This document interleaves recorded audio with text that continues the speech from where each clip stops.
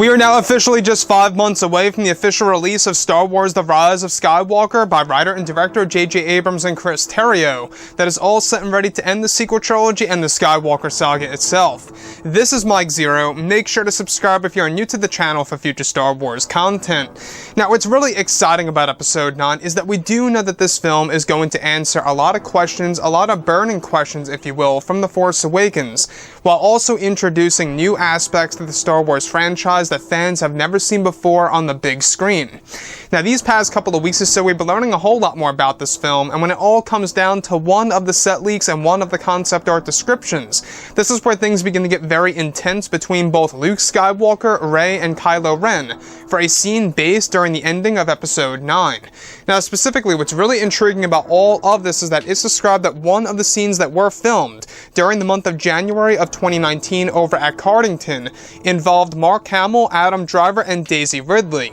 It's described to be a scene based in the third act of the film, where as Rey throws her ignited blue lightsaber blade toward Kylo Ren behind his back, it's said that the Force ghost of Luke Skywalker is planned to appear in front of Kylo, protecting him from getting killed, where Luke's Force ghost catches the family lightsaber hilt in his hand, where Rey appears to be stunned as Luke interrupts their battle. It's said that eventually Luke shows both Rey and Kylo Ren the netherworld of the Force to make them better understand what the Force really is and what is all around them visually. On Luke's waist, it's said that his green lightsaber hilt can be seen as he holds the Skywalker saber while teaching Rey and Kylo Ren a very important lesson about the netherworld and the Wills. This scene was said to be shot several times in order to get it right, and that John Williams composed a beautiful track that will go along with the shots that will add great emotion to the audience and the characters.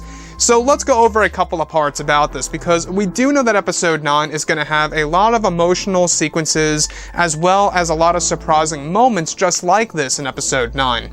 Now, in this particular moment, it's said to take place within the third act of Episode 9 between the lightsaber duel of Kylo Ren and Rey, most likely taking place before the battle with Darth Sidious/Palpatine from what it seems.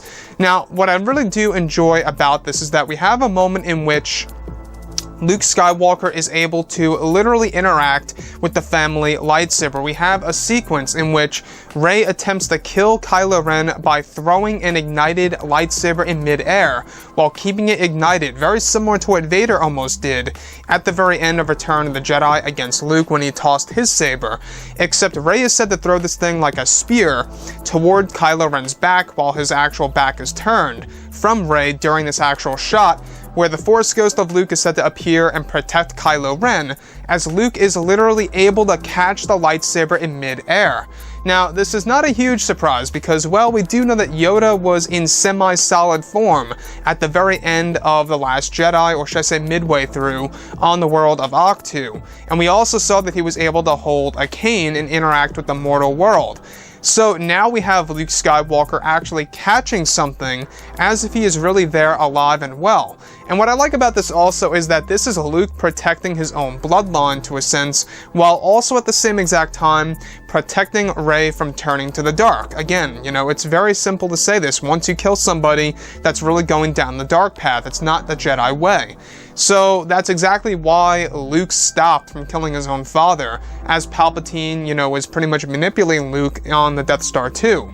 So this whole entire sequence is said to really involve the netherworld of the Force eventually, where Luke is essential to the scene. He is the one who really teaches Rey and Kylo Ren about the Force and shows them what it looks like visually.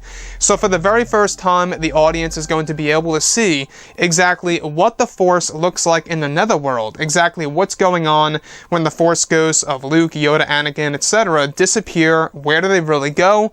That's exactly what we are going to see at the very end of Episode 9.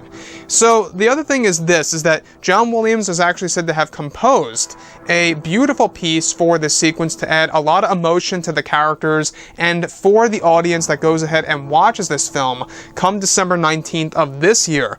So this whole entire scene was said to be done several times in order to get it right back in January of this year to really make it believable and to really make it feel authentic in a Star Wars movie. And I can only imagine how much work went into this particular moment that's said to be so beautiful and shocking to the audience, to the point where it's really going to make us view the Skywalker saga in a different light. And the fact that we are finally going to get a new type of lesson from Luke about the wills and new references of the wills really is big. It tells us that they really are drawing a lot from, of course, George Lucas and his vision and his ideas that were left abandoned from his version of the sequel trilogy that Disney did not want to use at all in any way, shape, or form. Now they're using a lot of elements of George Lucas and his original sequel trilogy into the current episode 9 itself. Anyways, guys, drop a comment below. Let me know what you think about all of this in the comments. And if you guys did enjoy the content for today, do make sure to drop a thumbs up on this video to support the channel. I thank you all so very much for the kind support, and I'll catch you guys next time.